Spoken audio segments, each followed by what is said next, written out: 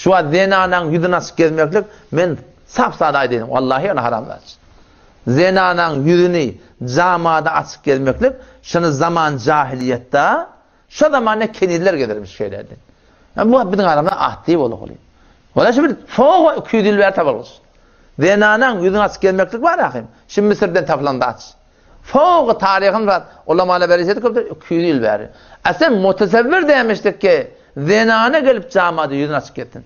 Zenanan bahit yüdörtülü olmalı. Son zenanan inka avadan yeri. Yüzü de. Hemmesi yer bir yerik, yüzü bir yerik. Hem yerini örtüp, ağır baş celbe teveccüh ettiyen zadi açık koymaklık bir hiç ondan doğrudur. Ne? Yüzünü borga etsin, yağlık bulunursun. Kulağına ne etme bile bir gözü görünmeli son. Yoksa iki gözünü açsın, iki gözünü görünmesin. Şeriatın biran da aç. Bir de erkekleri şu an gayim ol Müslümanlar. Celbab defenden geliyor ya. Celbab olmasa şu Peygamber aydanla dünün günü meşkadın hadisine geçti. Sinfani min ummeti lem arahuma. İki cemaat ben min ummet mesela göremekini. La yedhulnel cennet ve la yecidne rihaha. Cennete girmerler. Cennetin iyisinden burnuna kalkmaz dedi. Kim olar? Kim ya Resulullah? İki cemaat. Men göremekini diye.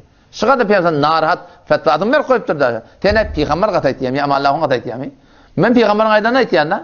Ama Allah'ın kataytıyam. Peygamber İslam'ın aytıptır da. Kim aytıptır? Müslümanlar aytıptır da. Göremek menşiler deyiptir.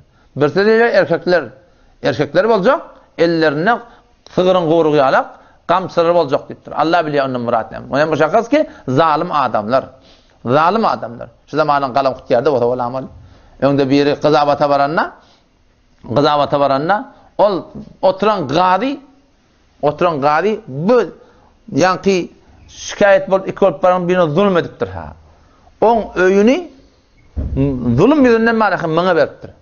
O zaman gadi imdat çekip tuqa imdat ediptir etmeyiptir idanı kutiyarı kaçtı diye adam. O yankı mazlum mağab olan adam gadiye ne? Cenab-ı Gadi külüğün kaçtı etti.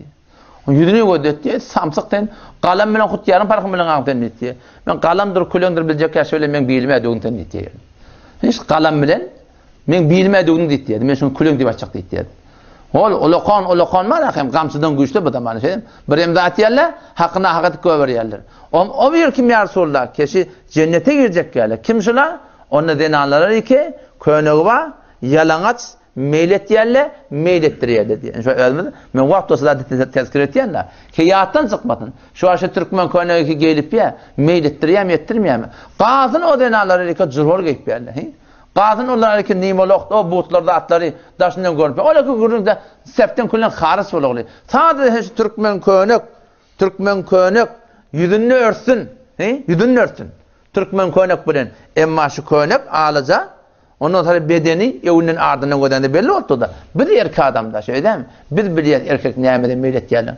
Müslüman da on eğer bir namusumuzu yetaqacak bolsak, mana şun bayat celbap getirmek.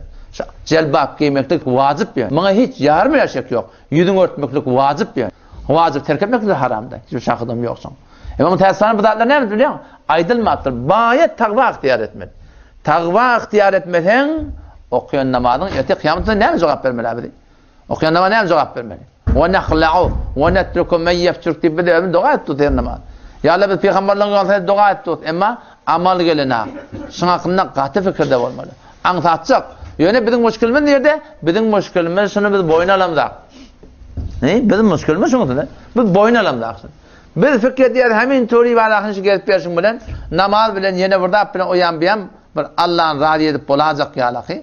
Allah beter mehriban zaten. O mehribanlığına gurun yok. Yani Allah'ın kahrı gadabı da güçlü.